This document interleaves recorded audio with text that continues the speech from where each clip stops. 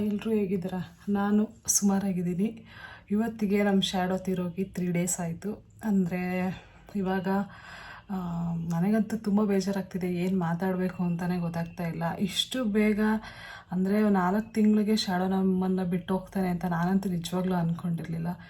ನಾವಂತೂ ತುಂಬ ಪ್ರಯತ್ನ ಪಟ್ವಿ ಅವನ್ನ ಉಳಿಸ್ಕೊಳ್ಳೋಕ್ಕೆ. ಆ ಕಾಯಿಲೆಗೆ ಔಷಧಿನೇ ಇಲ್ಲ ಅಂತಂದರು. ಆ ಕಾಯಿಲೆ ನೇಮ್ ಏನಂತ ಅಂದರೆ ಕೆನೈನ್ ಡಿಸ್ಟೆಂಪರ್ ಅಂತ. ಈ ಕಾಯಿಲೆ ಹೇಗೆ ಬರುತ್ತೆ ಅಂತಂದರೆ ವೈರಸ್ಸಿಂದ ಬರುತ್ತೆ. ಅಂದರೆ ಯಾವ ಥರ ವೈರಸ್ ಅಂತಂದರೆ, ಏನಾದರೂ ಇವರು ವ್ಯಾಕ್ಸಿನೇಷನ್ ಆಗುವಾಗ ಕರೆಕ್ಟಾಗಿ ಏನಾದರೂ ವ್ಯಾಕ್ಸಿನ್ ಹಾಕಿಲ್ಲ ಅಂತಂದರೆ ಆ ಕಾಯಿಲೆ ಇದರಿಂದ ನಮ್ಮ ಶ್ಯಾಡೋಗೆ ಈ ಥರ ಆಯಿತು. ನನಗಂತೂ ಸಖತ್ ಬೇಜಾರಾಗ್ತಿದೆ. ಅಂದರೆ ಇಷ್ಟು ದಿವಸ ನಮ್ಮ ಮನೆ ಮಗನ ಥರ ಇದ್ದ. ಇವಾಗ ಅವನಿಲ್ಲ ಅಂತ ಅನ್ನೋದು ತುಂಬ ಅಂದರೆ ತುಂಬ ಬೇಜಾರಾಗುತ್ತೆ. ಮನೆಯೆಲ್ಲ ಒಂಥರ ಖಾಲಿ ಎಲ್ಲ ಪ್ಲೇಸು ಖಾಲಿ, ಮನೆಯೇ ನಿಶಬ್ದ. ಶ್ಯಾಡೋ ಅಂತಂದರೆ ಸಾಕು ಓಡಿ ಬರ್ತಿದ್ದ. ಅಂದರೆ ಅವನ ಮೆಮೊರೀಸ್ನ ತುಂಬ ಕ್ಲೀನಾಗಿ ಬಿಟ್ಬಿಟ್ಟು ಹೊರಟೋಗ್ಬಿಟ್ಟಿದ್ದಾನೆ. ಎಲ್ಲೂ ಅವನು ಇಲ್ಲ ಅಂತಂದರೂ ನಾನು ಅಲ್ಲಿ ತಿರುಗಿ ನೋಡ್ತೀನಿ, ಅಲ್ಲೇನೋರು ಇದ್ದಾನೇನೋ ಅಂತ ಆ ಥರ ಮಾಡಿ ಹೊರಟೋಗಿದ್ದಾನೆ. ಇವತ್ತು ನಾವು ಅವನಿಗೆ ನಾವೆಲ್ಲಿ ಮಣ್ಣು ಮಾಡಿದ್ವಲ್ಲ ಅಲ್ಲಿ ಅವನಿಗೆ ಇಷ್ಟ ಏನೇನಿದೆಯೋ ಅದನ್ನೆಲ್ಲ ಇಟ್ಬಿಟ್ಟು ಬರೋಣ ಅಂತ ಅಂದ್ಕೊಂಡಿದ್ದೀವಿ. ಜಸ್ಟ್ 3 ದಿವಸಕ್ಕೆ. 11 ದಿವಸಕ್ಕೂ ಇಡ್ತೀವಿ. ಅವನು ಏನಕ್ಕೆ ಈ ಥರ ಎಲ್ಲ ಮಾಡ್ತಾಯಿದ್ದೀವಿ ಅಂತಂದರೆ ಅವನು ನಮ್ಮ ಫ್ಯಾಮಿಲಿಯಲ್ಲಿ ಒಬ್ಬ. ನಮಗೆ ಅವ್ನು ಕಳ್ಕೊಂಡಿರೋ ನೋವು ಯಾರು ತುಂಬ್ಸೋಕ್ಕಾಗಲ್ಲ. ಯಾರೇನೇ ಹೇಳಿದ್ರು ಸಮಾಧಾನ ಆಗೋದಿಲ್ಲ. ಅಷ್ಟು ಇಷ್ಟ ನನ್ನ ಮಗ ಅಂದರೆ ನನಗೆ. ಅಂದರೆ ನನಗೇನು ಅಂದರೆ ಸಡನ್ನಾಗಿ ಹೊರಟೋಗಿದ್ದಿದ್ರೆ ಅಷ್ಟೊಂದೇನು ಬೇಜಾರಾಗ್ತಿರ್ಲಿಲ್ಲ. ನಾನು ತುಂಬ ಅನುಭವಿಸ್ಬಿಟ್ಟು ಹೋಗುವಾಗ ಅದೇ ನನಗೆ ಸಖತ್ ಬೇಜಾರಾಯಿತು. ಎಲ್ಲರೂ ಒಂದು ದಿವಸ ಹೋಗೋದೆ, ಆದರೆ ಅವನು ಇಷ್ಟು ಬೇಗ ಹೋಗಿದ್ದು ನನಗೆ ಸಖತ್ತು ಸರಿ ಅನ್ನಿಸ್ಲಿಲ್ಲ. ತುಂಬ ತಪ್ಪಂತ ಅನ್ನಿಸ್ತು. ಅವನು ಎಲ್ಲೇ ಇದ್ದರೂ ಚೆನ್ನಾಗಿರ್ಬೇಕು ಅಷ್ಟೇ ನಾನು ಕೇಳೋದು. ಏನೇ ಅಂದರೆ ನಮ್ಮನ್ನೆಲ್ಲ ಹೆಂಗೆ ಅವ್ನು ಮಾಡಿಬಿಟ್ಟಿದ್ದ ಅಂತಂದರೆ ಅವನು ಇರಬೇಕು ಅಷ್ಟೇ. ಅವ್ನ ಮನೇಲಿದ್ದರೆ ನೆಮ್ಮದಿ ಇರುತ್ತೆ, ಇಲ್ಲ ಅಂತಂದರೆ ಇರಲ್ಲ. ಆ ಥರ ಮಾಡಿಬಿಟ್ಟಿದ್ದ. ಎಲ್ಲರೂ ನಾವು ಆಲ್ಮೋಸ್ಟ್ ಆಲ್ ಕರೆಕ್ಟಾಗಿ ನಾವು ಯಾರೂ ಊಟ ಮಾಡಿಲ್ಲ ನಮ್ಮ ಮನೇಲಿ ಯಾರೂ. ನಮ್ಮ ಮಮ್ಮಿಗಂತೂ ಅದು ತುಂಬ ಕಾಡ್ತಾ ಇದೆ ಅವನಿಂದ. ಅವನ್ನೇ ಅಂದರೆ ನಮ್ಮ ಮಮ್ಮಿ ಬೆಳಗಿಂದ ಸಾಯಂಕಾಲದವರೆಗೂ ನೋಡ್ಕೊತಿದ್ರಲ್ಲ. ಅಂಗಡಿಗೆ ಹೋದ್ರೂ ಅಂಗಡಿಯಿಂದ ಬಂದು ಅವನ್ನ ವಿಚಾರಿಸ್ಕೊತಿದ್ರು. ಬೆಲ್ ಮಾಡಿದಾಗ ಬೊಗಳ್ತಾ ಇದ್ದ ಅವನು. ಅದೆಲ್ಲ ನೆನೆಸ್ಕೊಂಡ್ರೆ ಏನೋ ಒಂಥರ ತುಂಬ ನೋವಾಗುತ್ತೆ. ಅವನ ನೆನಪು ಇವಾಗ ನಮ್ಮ ಹತ್ರ ಏನೂ ಇಲ್ಲ. ಅಂದರೆ ಅವನ ಮೆಮೊರೀಸ್ ಅಷ್ಟೇ ನಮ್ಮ ನೆನಪಲ್ಲಿರೋದು. ಇದನ್ನು ನಾನು ಆ್ಯಕ್ಚುಲಿ ಇದನ್ನು ಒಂದು ಕಂಟೆಂಟಾಗಿ ಯೂಸ್ ಮಾಡಬಾರ್ದು, ಒಂಥರ ನನಗೆ ಒಂಥರ ಅನಿಸುತ್ತೆ ಅಂತ ಅಂದ್ಬಿಟ್ಟು ನಾನು ಅಂದ್ಕೊಂಡೆ. ಆದರೆ ನನ್ನ ಶ್ಯಾಡೋ ವೀಡಿಯೋ ನನ್ನ ಯೂಟ್ಯೂಬ್ ಚಾನಲಲ್ಲಿ ಇರಬೇಕು. ನಾನು ಅಂದ್ಕೊಂಡಿದ್ದೆ ಅವನ ಜೊತೆ one day with my shadow ಮಾಡೋಣ ಅಂತ. ಅಷ್ಟರೊಳಗಡೆ ಅವನೇ ಇಲ್ಲ. ನೋಡೋಣ, ಜೀವನದಲ್ಲಿ ಎಲ್ಲರೂ ಮುಂದೆ ಹೋಗಲೇಬೇಕು. ಯಾರನ್ನೇ ಕಳ್ಕೊಂಡ್ರು ಏನೇ ಕಳ್ಕೊಂಡ್ರು. ಅಂದರೆ ಇನ್ನೊಂದು ದೇವ್ರು ಬಿಡಿ, ನನ್ನ ಹತ್ರ ನಾನೇನೇನು ಇಷ್ಟಪಡ್ತೀನೋ ಎಲ್ಲನೂ ಕಿತ್ಕೊಂಡು. ಅದಕ್ಕೆ ನಾನೇನು ತಲೆ ಕೆಡಿಸ್ಕೊಳ್ಳೋದಿಲ್ಲ, ವೀಕಾಗಿ ಕೂತ್ಕೊಳ್ಳೋದಿಲ್ಲ. ಏನಾದರೂ ಕಿತ್ಕೊಳ್ಳಿ, ಆ ಮೆಮೊರೀಸ್ ನನ್ನ ಹತ್ರ ಇದೆಯಾ ಅಷ್ಟೇ ಸಾಕು ನನಗೆ. ಬೇರೆ ಏನು ಬೇಡ. ನಾವು ದೇವ್ರನ್ನ ನಂಬ್ತೀವಿ ಅಷ್ಟೇ. ದೇವರಿದ್ದಾರೆ ಏನೇ ಆದರೂ ನಮ್ಮ ಒಳ್ಳೇದಕ್ಕೆ ಅಂತ ಅನ್ಕೋತೀವಿ. ಆದರೆ ಆ ಒಳ್ಳೇದು ಕಿತ್ಕೊಂಡು ಒಳ್ಳೇದು ಮಾಡೋದು ಏನಿದೆ ಹೇಳಿ? ಅದನ್ನೇ ಕೊಟ್ಟು ಅದರಲ್ಲೇ ಒಳ್ಳೇದು ಮಾಡ್ಬೋದಲ್ವ? ನನಗಂತೂ ಸಖತ್ ಬೇಜಾರಾಗ್ತಾಯಿದೆ. ಏನು ಮಾಡೋದಂತ ಗೊತ್ತಾಗ್ತಾಯಿಲ್ಲ. ಯಾರ ಹತ್ರ ಏನು ಹೇಳ್ಕೊಳ್ಳೋದು ಏನೋ ಅರ್ಥ ಆಗ್ತಾಯಿಲ್ಲ. ನನ್ನ ಪಕ್ಕ ಅವ್ನ ಬೆಲ್ಟ್ನ ಹಿಡ್ಕೊಂಡಿದ್ದೀನಿ ನಾನು, ಅವ್ನ ನೆನಪಿಗೋಸ್ಕರ. ಅದು ಯಾವಾಗಲೂ ನನ್ನ ಜೊತೆನೇ ಇರಬೇಕು. ನಾನು ಮಲಗುವಾಗ ಆ ಬೆಲ್ಟ್ ನನ್ನ ಜೊತೆನೇ ಇರಬೇಕು ಅಂತ ನನಗೆ ಇಷ್ಟ ಅಷ್ಟೇ. ನೀವುಗಳು ಅಷ್ಟೇ ನಾಯಿನ ಸಾಕುವಾಗ ಚೆನ್ನಾಗಿ ಸಾಕಿ. ನಾನು ಅವನಿಗೆ ಏನಾದರೂ ತಿಂದ್ಬಿಡ್ತಾನೇನೋ ಅಂತ ಏನೂ ತಿನ್ನೋಕ್ಕೆ ಬಿಡ್ತಿರ್ಲಿಲ್ಲ ನಾನು. ಅಂದರೆ ಅವನ ಪೆಡಿಗ್ರಿ ಮತ್ತು ಹಾಲು ಮೊಸರು ಬಿಟ್ಟೆ ಬೇರೆ ಏನೂ ತಿನ್ನೋಕ್ಕೆ ಬಿಡ್ತಿರ್ಲಿಲ್ಲ. ಅದು ಬಿಟ್ಟರೆ ಚಿಕನ್ ಇಷ್ಟೇ ನಾನು ಬಿಡ್ತಿದ್ದಿದ್ದು. ಬೇಕ್ರಿ ಐಟಮ್ಸ್ ನಾನು ಏನೂ ರೂಢಿ ಮಾಡಿರಲಿಲ್ಲ. ಏನಾದರೂ ಆಗ್ಬಿಡುತ್ತೇನೋ ಅಂತ. ಪಾಪ ಅವನಿಗೆ ತುಂಬ ಆಸೆ ಇತ್ತು ತಿನ್ನಬೇಕಂತ. ನಾನೇನು ಬಿಡ್ತಿಲ್ಲ. ನನಗೆ ಅದೇ ಬೇಜಾರಾಗಿರೋದು. ಈ ಥರ ಆಗುತ್ತೆ ಅಂತ ಗೊತ್ತಿದ್ದಿದ್ರೆ ನಾನು ನಿಜವಾಗ್ಲೂ ಅವನಿಗೆಲ್ಲ ತಿನ್ನಿಸ್ತಿದ್ದೆ. ಸಾಯೋವರೆಗೂ ಅವ್ನು ಏನೇನು ಇಷ್ಟನೋ ಹೊಟ್ಟೆ ತುಂಬ ತಿನ್ನಿಸ್ತಿದ್ದೆ. ಅದು ನನಗೆ ಸಖತ್ ಇವಾಗ ಬೇಜಾರಾಗ್ತಾಯಿದೆ ಅಷ್ಟೇ. ಯಾರ ಹತ್ರನೂ ಏನೂ ಹೇಳ್ಕೊಳಕ್ಕಾಗ್ತಾಯಿಲ್ಲ. ಅಂದರೆ ಅವ್ನು ನಮ್ಮ ಜೊತೆ ಇದ್ದಾನೆ, ನೆನಪಲ್ಲಿದ್ದಾನೆ ಎಲ್ಲದರಲ್ಲೂ. ನಾವು ನಮ್ಮ ಮನೇಲಿ ಏನೇನು ಯಾವ್ಯಾವ ಜಾಗ ಇದೆಯಾ ಎಲ್ಲ ಜಾಗದಲ್ಲೂ ಇದ್ದಾನೆ ಅವನು ಅಂತಲೇ ನನಗೆ ಇವಾಗಲೂ ಅನಿಸುತ್ತೆ. ಇವಾಗ ಅವ್ನು ಮಣ್ಣ ಹತ್ರ ಹೋಗಿ ಪೂಜೆ ಮಾಡ್ಕೊಬರ್ಬೇಕು ಅಂತ ಇದ್ದೀವಿ. ಬನ್ನಿ ಹೋಗೋಣ. ಅಲ್ಲೇ ಆ ಕಲ್ಲ ಹತ್ರ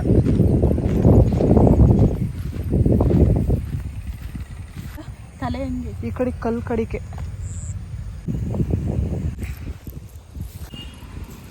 ಹಾಕಿ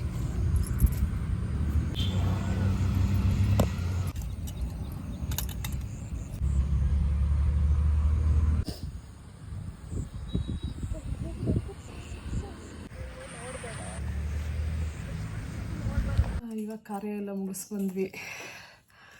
ಏನು ಮಾತಾಡೋದು ನಮ್ಮ ಶಾಡೋ ಬಗ್ಗೆ ಏನು ಮಾತಾಡಿದ್ರು ಅದು ಕಮ್ಮಿನೇ. ಅವನಿಂದ ನಾನು ಏನೇನು ಕಲಿತೆ ಅಂತಂದರೆ, ನಮ್ಗೆ ಎಷ್ಟೇ ಹುಷಾರಿಲ್ಲ ಅಂತಂದ್ರೂ ನಾವು ಒಬ್ರಿಗೆ ಹೆಂಗೆ ಡಿಸಿಪ್ಲಿನ್ ಕೊಡಬೇಕು ಅಂತ. ಫಾರ್ ಎಕ್ಸಾಂಪಲ್, ಮೊನ್ನೆ ನನ್ನ ಫ್ರೆಂಡ್ ಬಂದಿದ್ಲು. ಅವಳು ಜಸ್ಟ್ ಬ್ಯಾಗ್ ಇಟ್ಬಿಟ್ಟು ವಾಶ್ರೂಮ್ಗೆ ಸಡನ್ನಾಗಿ ಹೋದ್ಲು. ಅಂದರೆ ಕೈಕಾಲು ತೊಳ್ಕೊಳಕ್ಕೆ. ನಾನೇ ಹೇಳಿದ್ದೆ ಇನ್ಫೆಕ್ಷನ್ ಆಗಿದೆ ಶಾಡೋಗೆ, ಹ್ಯಾಂಡ್ ವಾಶ್ ಮಾಡಿಕೊಂಡು ಬನ್ನಿ ಅಂತ ಅಂದೆ. ಒಳಗಡೆ ಹೋದ್ರು, ವಾಶ್ರೂಮ್ ಒಳಗಡೆ ಹೋದ್ರು. ಇವನು ಹುಷಾರಿಲ್ಲ ಅಂತಂದ್ರು ಎದ್ದಲ್ಲಿ ಹೋಗಿ ನಿಂತ್ಕೊಂಡು ವಾಶ್ರೂಮ್ ಹತ್ರನೇ ಕಾಯ್ತಿದ್ದಾನೆ. ಯಾರಿದು ಅಂತ.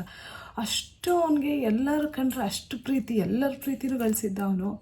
ಆದರೆ ಮತ್ತು 4 ತಿಂಗಳಿಗೆ ಇಷ್ಟು ಬೇಗ ಬಿಟ್ಟೋಗ್ತಾನೆ ಅಂತ ನನಗೆ ಗೊತ್ತಿರಲಿಲ್ಲ. ಮನೆ ಎಲ್ಲ ನನಗಂತೂ ಆಗ್ತಾನೇ ಇಲ್ಲ. ಅಂದರೆ ಏನು ಮಾತಾಡೋದು ಅವನ ಬಗ್ಗೆ ನಾನು ಎಷ್ಟೆಷ್ಟೋ ಕನಸುಗಳು ಇಟ್ಕೊಂಡಿದ್ದೆ. ಎಲ್ಲೆಲ್ಲೋ ಕರ್ಕೊಂಡು ಹೋಗ್ಬೇಕು ಅವನ್ನ. ಯಾವತ್ತೂ ಅವನ್ನ ಹೊರಗಡೆ ಒಂದು ದಿವಸ ನಾವು ಕರ್ಕೊಂಡು ಹೋಗಿಲ್ಲ. ಚಿಕ್ಕ ಮಗ ಅವನು, ಚಿಕ್ಕ ಮಕ್ಕಳು ಮನೆಯಲ್ಲೇ ಇರಬೇಕು, ಸ್ವಲ್ಪ ದೊಡ್ಡವನಾಗಲಿ ಕರ್ಕೊಂಡು ಹೋಗೋಣ ಅಂತ.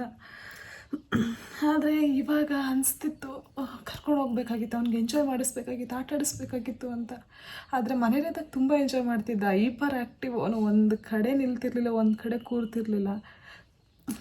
ಬೆಳಗ್ಗೆ ಒಂದು 4:15ನೇ ನಮ್ಮ ಮಮ್ಮಿ ಕಾಲನ್ನ ಟಚ್ ಮಾಡಿ ಕರೆಯೋನು, ನನ್ನನ್ನು ಮೇಲೆ ಮಲಗಿಸ್ಕೊಳ್ಳಿ, ಹಾಸಿಗೆ ಮೇಲೆ ಮಲಗಿಸ್ಕೊಳ್ಳಿ ಅನ್ನೋ ಥರ. ಅವನ ಬಗ್ಗೆ ಏನು ಹೇಳಿದ್ರು ಕಮ್ಮಿನೇ. ಅವನು ನಮ್ಮನ್ನು ಬಿಟ್ಟು ಹೋಗಿರೋದು ಅದು ತುಂಬ ದೊಡ್ಡ ಲಾಸ್ ನನಗಂತೂ.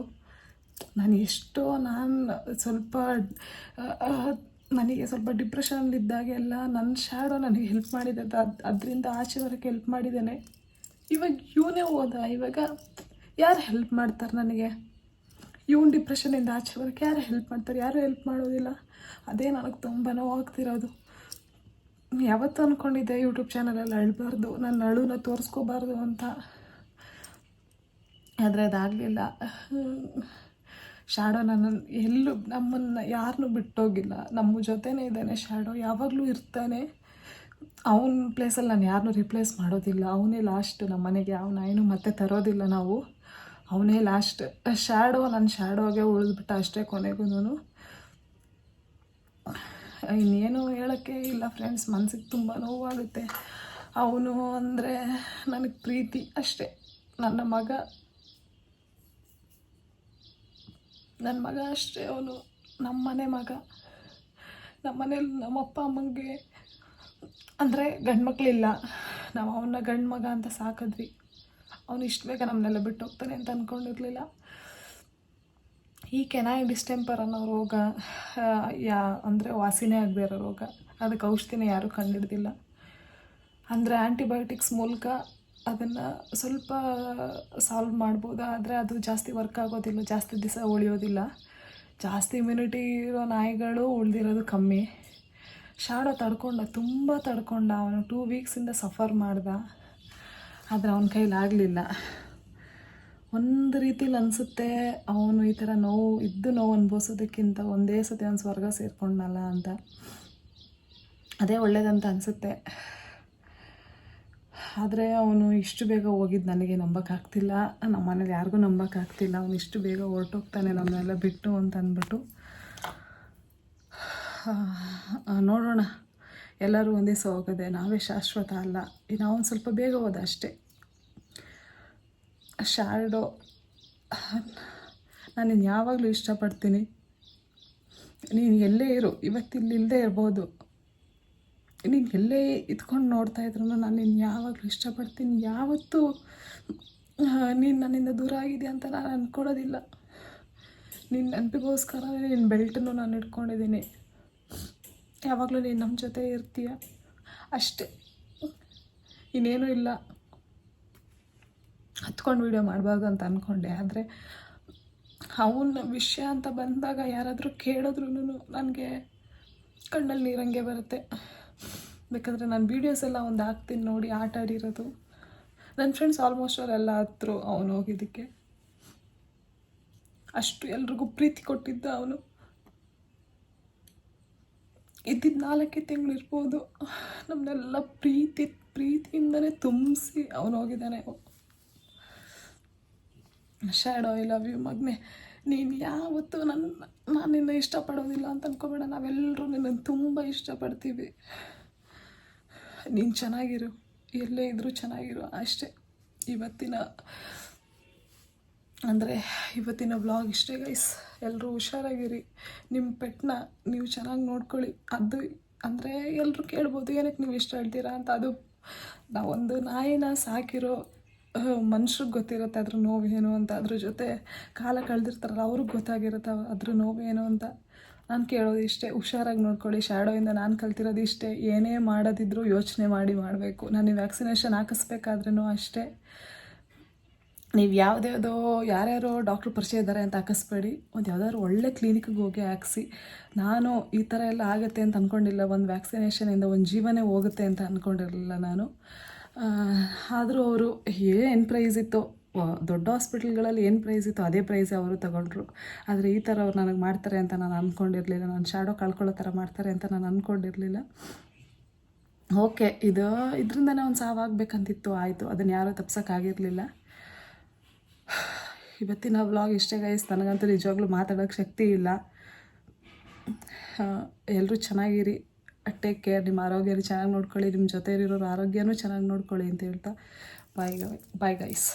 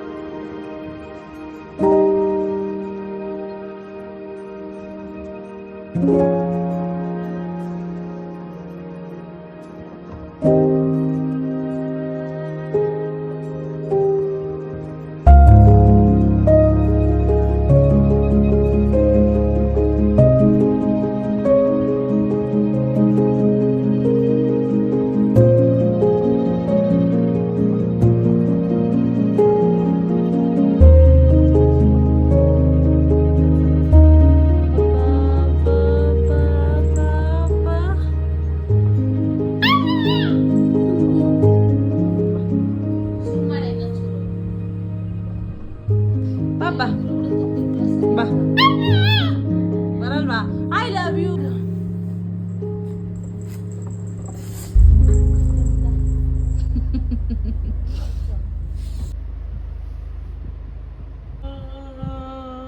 ಅಮ್ಮ